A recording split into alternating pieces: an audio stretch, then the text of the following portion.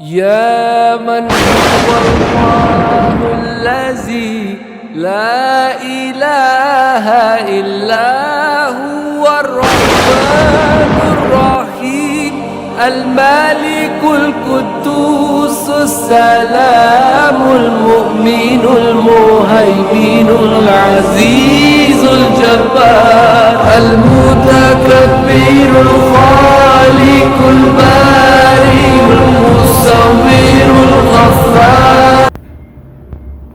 أعوذ بالله من الشيطان الرجيم. بسم الله الرحمن الرحيم. أشهد أن لا إله إلا الله وأشهد أن محمدا عبده ورسوله.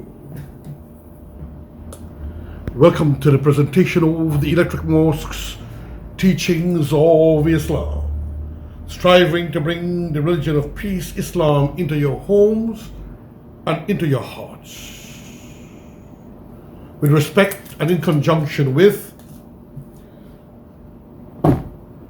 the Guyana Islamic Forum for Education, Peace and Religious Solidarity, combining the knowledge and wisdom of non-sectarianism to create a platform of unity and goodwill amongst the Muslims. And as I said, and religious solidarity, to sit on a platform of goodwill with peoples of other faiths, for they are all the one true children of God, that we all breathe His same air and we all enjoy His various revelations. And the sunshine that comes from the heavens, it spreads around the earth, and the rain that falls, it nourishes and produces the food, and the earth, different lands with different produce.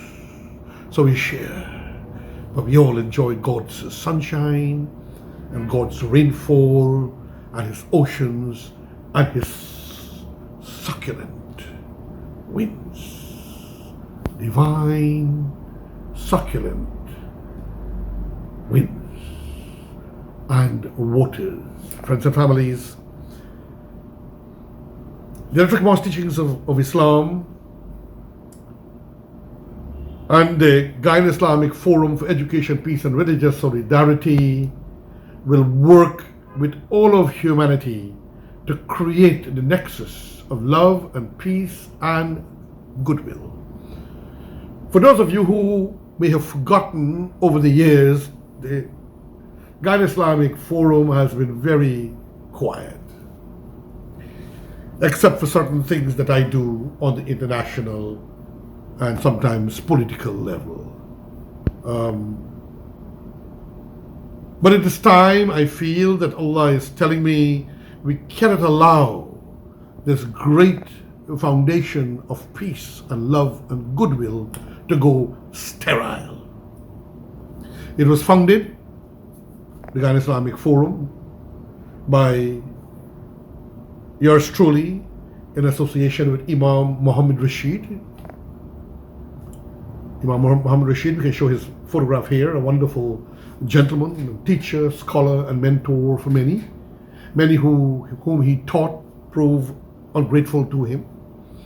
Those who prove grateful to him are sometimes not given the respect that they deserve. But we continue, some of us will continue to support him and his philosophy, even though today he's 90, and Allah continue to give him good health and strength and wealth. And we strive, some of us, to always work with him. He was a true propagator, a true scientific personality in Islam. He spent many of his years of his life with the Ahmadiyya and Jumani Shati Islam. When the idea came to me, and I saw it in the Quran, that we must not split ourselves up in sects, and I showed him a few times, and he was inspired by it. And then we had our Maulana from Tanzania, Africa, who also linked up with us, and we started a beautiful institution called the Guyana Islamic Forum for Education, Peace and Religious Solidarity. But the work that we had created and the wonderful work Imam Rashid had done through the Al-Irshad, our magazine, to educate and spread the word of non-sectarianism, it came to a halt, unfortunately.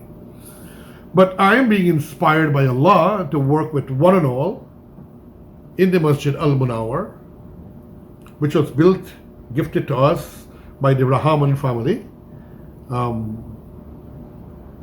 live mostly in the United States. The building was gifted to us, and we made it a beautiful masjid, Imam Rashid and I, with our families' donations and so on.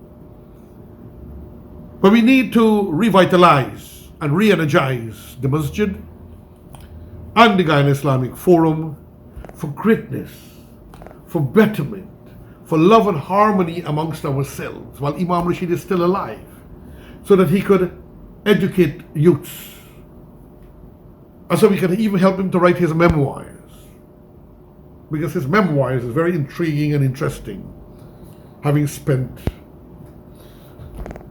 nearly 60 years in propagation work of Islam. So, friends and family, I'm giving you that idea about the Guyana Islamic Forum went down a little bit, not by my fault, but I would not comment at this time, but Allah is telling me it is time to revive the forum. You brothers and sisters who read this, who see this on television or in Facebook or in your WhatsApp, know it is time for a revival of the Guyana Islamic Forum. And nobody wants to take anything from anyone. We all must just give. We must just give to help, to strengthen. I have a talent. I have a speechcraft. I have a skill. Allah has blessed me with some business and some wealth. I want to put it in because I can't carry it with me to the other side as we etch and edge closer to the grave. Friends and families, one of the purpose also of the Guyana Islamic Forum was non-sectarianism, but to bring out the wisdom of the science of the Holy and the Glorious Quran. And so in my hand, I have a document which I have printed. And it says the 5 recently discovered facts found in the Quran. In Allah, belief, Islam, Quran, virtues and merits. So I downloaded it. And so I'll give you a take at times, my views and opinions, as I read this, to bring wisdom and education to ourselves as to the science of the Holy Quran. So you brothers and sisters of the Guyana Islamic Forum, the Masjid Al-Munawwar, and all Muslims, my friends in the CIOG, my friends in the GIT, my friends everywhere, let us work in tandem, in harmony, for peace, goodwill and joy. And let us recognize skills of each other and blessings of each other. Each one of us have our own skills and talents. And unfortunately, some who don't have certain skills want to usurp the other person's skills and talents. It goes with the territory of humanity.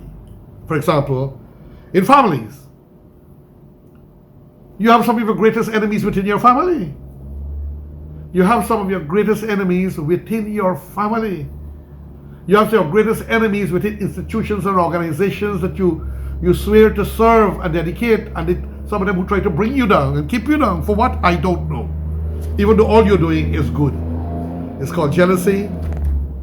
It's called weaknesses, but we must try as a human being to overcome that. Anyhow, this is my point today. Let us go with it. More on that into the future.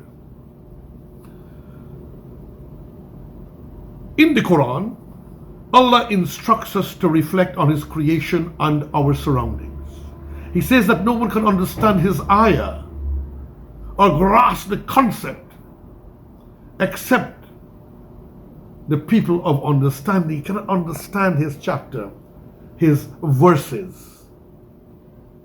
And He keep on saying section by section, except a people with understanding, except people with heart. Let's go on.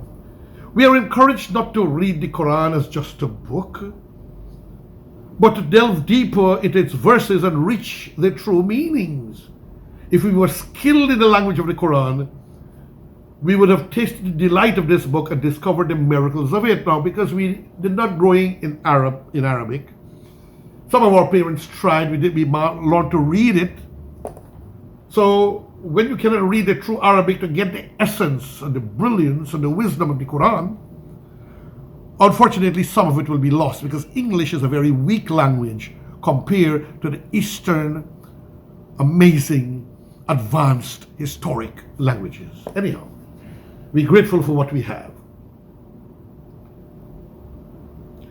Contrary to the popular criticism that if the Quran was a book of the past, or its teachings are not applicable today, we see that this 1400-year-old book explains concepts that became known to us only recently. Many things that only discovered recently, but spoken of in the Holy Quran 1400 years ago. The whole biological process of the meeting of the sperm and the egg to death of the individual, and those in premature births and premature deaths in youth, described most magnificently only in the Quran, in the earlier verses of Surah Al-Hajj or the pilgrimage. Go check it out. Let us study a few of them. Sky, a protective covering. Scientists did not know that the sky was a protected ceiling until the 20th century. Allah says in the Quran, and we made the sky a protective ceiling, but they from its signs are turning away. So the sky that we see up there is a protective ceiling. The blue that we see is not a hard thing, but there is a thing there. And when the rockets that go out of space goes up, it pierces that transparent material that is like a thin veil of skin made of air, and then it damages what is called the ozone layer. But I'm preempting, I'm moving too fast. Let's go again. And we made the sky a protective ceiling from its signs, but they from its signs are turning away. 21:32, glorious Quran. Make note, friends. The sky is not only beautiful to look at, but it also plays an important role in our survival. So that blueness is as far as the eye could see. It plays an important role in our survival. How? So let's listen. Listen with me. Share with me. Copy this. Share it with people. Save it in your phone. The sky is not only beautiful to look at, but it plays an important part in our survival. The sun radiates energy in different wavelengths. The shorter the wavelength, the greater the potential harm. Coming to it, some of this energy, however,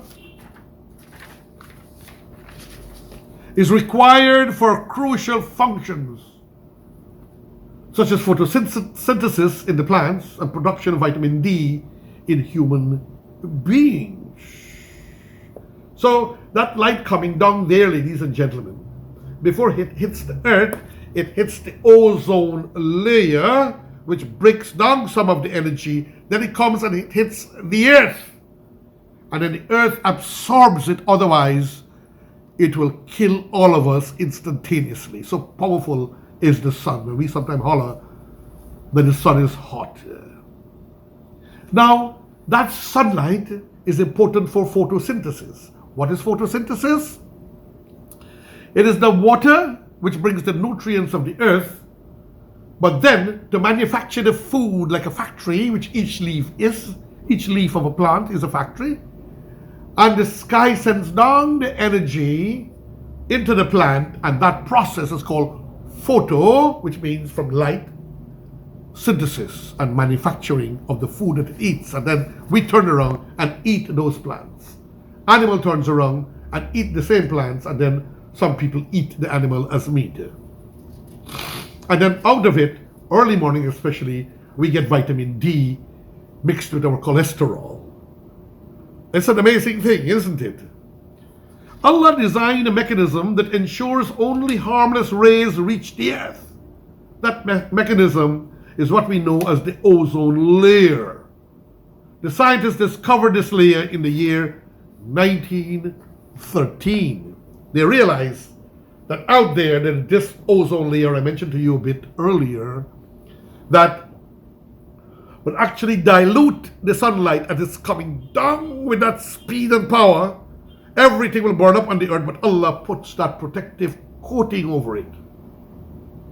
But they only discovered it in 1913. That is not all. The atmosphere around us maintains a certain temperature suitable for our living.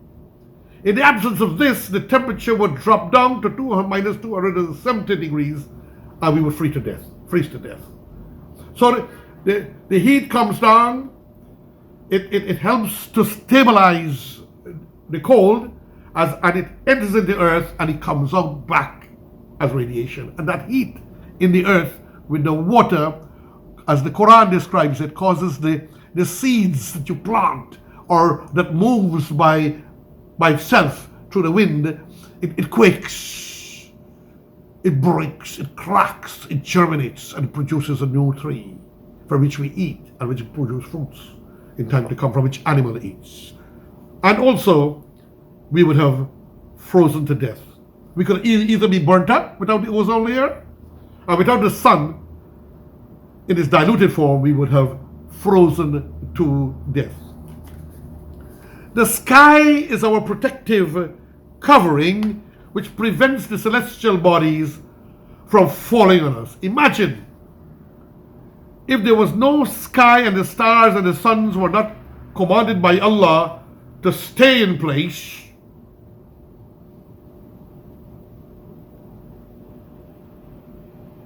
What would have happened? Allah commanded them to stay in place. And that is something by what do we call gravity. It's held up there. It's standing there. Major, even the sun, all standing up there. It could all could fall down. But Allah command them, just like the bees, to go and make honey. And from what I have created you, the trees and so on, and from what they make for you. Allah spoke to the universe, to the planets, to the stars, to the comets to stay. And what moves has a purpose.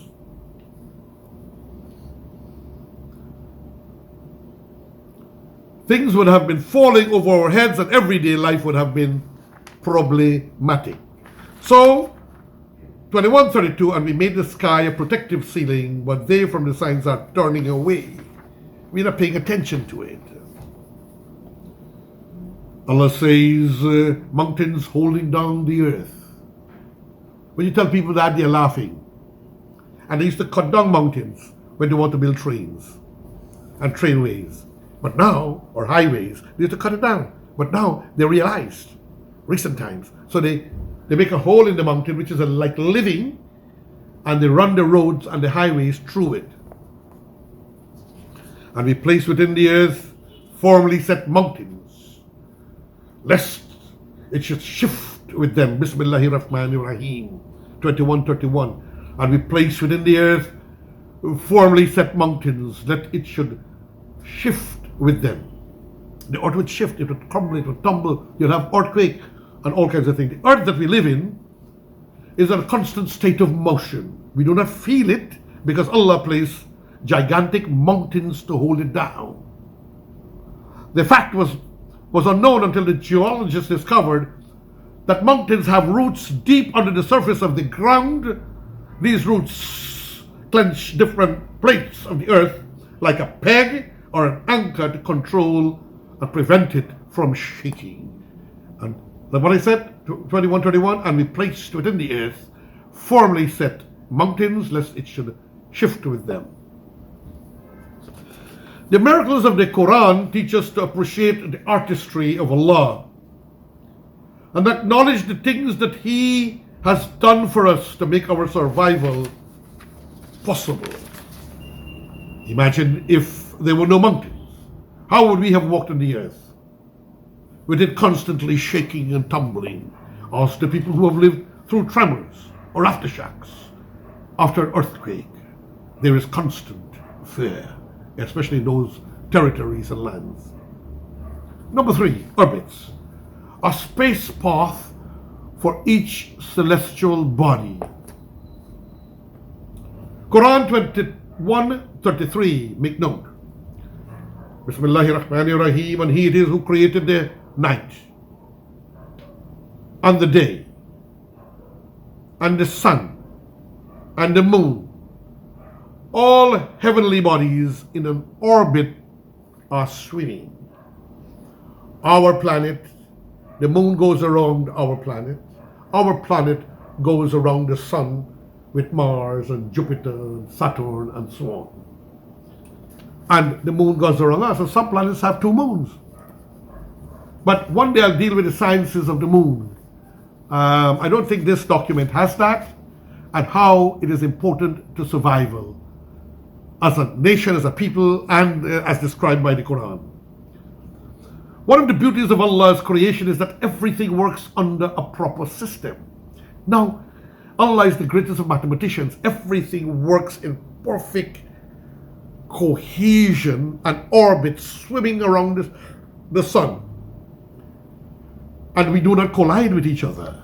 The moon does not collide with us, nor we with Mars, or Saturn or Jupiter.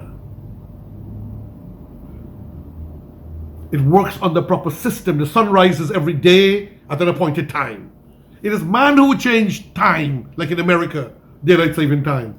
It is not a minute early or late when it sets.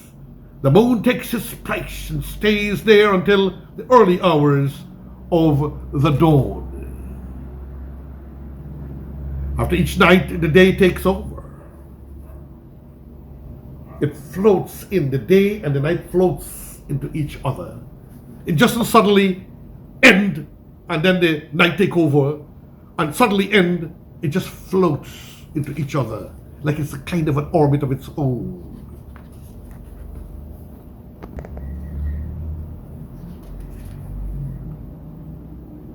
Similar to the system that is visible to the eye, that we can see. The galaxies have their own system. The celestial bodies are in well-defined orbits, and no one takes the place of another. This has been happening for millions of years since Allah created the universe. One example is that of the solar system. We know the planets all revolve around the sun in their own predefined parts. I just explained that to you. The planets goes around the sun in their own parts. Predefined, pre-planned, predestined by Allah subhanahu wa ta'ala, our Lord, our God. Mars does not take the place of Venus, and Neptune does not switch positions with the Earth. Even the deviation of a few millimeters can cause a catastrophe in the universe.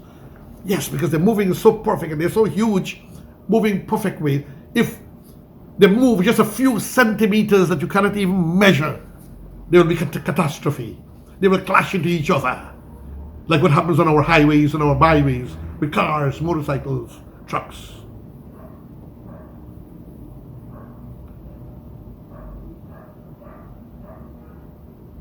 And these planets do not switch positions with the Earth. Even the deviation of a few millimeters can cause catastrophe. I'm repeating for emphasis. The discussion about bodies moving in a pre-defined path did not come up until the 9th century. This theory was researched and revised for many centuries, up to the time of Isaac Newton. And even today, astronomers continue to study the universe. The discussion about bodies moving in predefined path did not come up until the 9th century, when they start to see and realize and think. The theory was researched and revised for many centuries. There was a theory, and when Isaac Newton came along, and even today astronomers continue to study the universe, but it's all embellished there in the Holy and the Glorious Quran, which covers everything you can think of. Allah mentioned this fact in Quran when telescopes and other scientific equipments were not even invented, but it is in the Holy and the Glorious Quran. And He who created the night and the day and the sun and the moon, all heavenly bodies, in an orbit, swinging.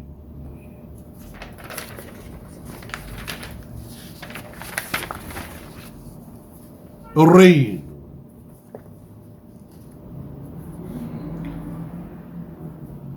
Coming down in decided proportion. The amount that comes down is decided and set by the Creator and Lord. Have you ever wondered why sometimes there is only a drizzle and other days a downpour, while some of us think this happens by chance? Allah tells us this happens by His decree, and sometimes there are floods and destruction by His decree, and sometimes by our thoughts and our evil. And who sends down the rain from the sky in measured amounts? And we thereby revive a dead land.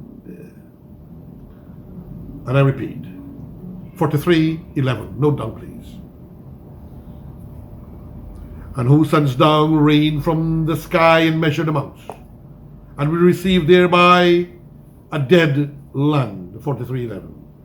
Every second, 16 million tons of water evaporates from the earth, which means it evaporates from the earth through the process created by Allah in what we now call evaporation. But it was happening. We knew about it. The Quran speaks of it. Those who didn't know the Quran, they couldn't understand the cycle of evaporation of water. More on about that. Let's go. And it measured amounts, and we revived thereby a dead land. So once lands are dead and water comes down, it replenishes the earth and it becomes sweet and beautiful. Every 16 seconds, tons of water evaporates from the earth, which means the same amount must be replaced by means of rain. And that gives us fresh water, because the water on the earth now becomes contaminated, polluted. Allah maintains this balance by the process of the water cycle, which I told you I call the evaporation cycle. Even a minor difference can result in a major ecological imbalance. Too much rain, too little rain could cause serious problem on the earth. Allah does not only decide the quantity of rain, but also the speed with which it will come down. I mean, you and I, we can notice the difference of speed when there is a storm and a drizzle. When the rain is heavy, it brings destruction and loss of lives and property. When there is light drizzle, nothing is affected. Sometimes you can't even water your plants. Therefore, the Prophet taught us to ask Allah for beneficial rains. It was in the 16th century that the French hydraulics engineer Bernard Palissy discovered the water cycle. In the 19th century, a German physicist, Philipp Lenard, found the correlation between the speed of rainfall and the size of a raindrop. He found the correlation. Correlation means the connection or the relationship between the speed of rainfall and the size of a raindrop. Well, we know about it all along. Now, number 5. As I approach the end, ladies and gentlemen, in Surah Al-Baqarah, we come across an incident where a man is killed but the murderer is unknown. To identify the murderer, Allah instructs hitting the person's heart with a piece of a cow. And remember, when you killed a man and fell into dispute among yourselves as to the crime, Allah brought forth that which you were hiding. So He said, strike him, the dead man, with a piece of it, the cow. Thus Allah brings the dead to life and shows you His ayat, proofs, evidences, verses, lessons, signs, revelations, so that you may understand. Quran 2, 72 to 73. Again, Allah advises us to use our intellect and understanding His signs and the miracles of the Quran. While this is an extraordinary incident, with the purpose of identifying the murderer, it hints towards massaging or hitting the chest to restart a heart that had stopped beating. It's like when you now using, I don't know the medical term, that electrocardiograph, that they give the heart a shock. I'm not sure that is the right word. And they give the shock something 3 times. So Allah directed them when the man was killed to take a piece of meat and lash it on the man's heart, strike him, the dead man, with a piece of it, the cow. Thus Allah brings the dead man to life and shows His ayat, proofs, evidences, verses, lessons, signs, revelations, etc. So you may understand. 72, 73, Quran. So hitting the chest to restart a heart that had stopped beating. This is very similar to present day resuscitating, a medical procedure to revive someone from unconsciousness or apparent death. In this process, pressure is applied to the rib cage at intervals to produce rhythmic contractions. This is the first thing we used to do. And I did that and saved people already. And then they use the shock machine that they have now. And the true knowledge is with Allah. But imagine how much we could have learned if we are the people of intellect that the Quran talks about. So because the Muslims gave up the Quran and did not live the right life, it is the others who are studying our Quran and who are taking the wisdom and going the long way to create instruments and getting the credit. We were far 1400 years ahead. Some other time I'll speak to you about the fingerprint and the DNA. Beloved divine friends, family, brothers and sisters, I hope you enjoy this program. Share with your family and friends. Brought to you with the compliments of the Guyana Islamic Forum for Education, Peace and Religious Solidarity, for Science and Wisdom, and by the Electric Mosque's presentation of the teachings of Islam for wisdom, for knowledge and goodwill. I'm asking weaklings, people who don't understand, that we must use intellect and wisdom, and everybody with their talents and skill do what they can do to create a powerful institution of peace and love and harmony. Your friend, your brother, me, Hajji, Dr. Roshan Khan. La ilaha illallah. La ilaha illallah. La ilaha illallah. Muhammadur Rasulullah. I touch each and every one of you. May the holy words I blow onto you from Allah and in your containers of water, if you have it, bless the waters, make them holy, Lord, and bless the individuals who touch my hands or who listen to my voice. Allahu Akbar, Allahu Akbar, La ilaha illallah, Allahu Akbar, Wallahu Akbar, Walillahil hamd. Assalamu alaikum, peace and blessings. Namaste, Om Shanti to our Hindu brothers and sisters. A God blessed moment, time and day to our Christian brothers and sisters, and all others in humanity. May the peace and the mercies and the blessings of Allah be with one and all. Assalamu alaikum. يا من هو الله الذي لا إله إلا هو الرحمن الرحيم الملك القدوس السلام المؤمن المهيمن العزيز الجبار المتكبر الخالق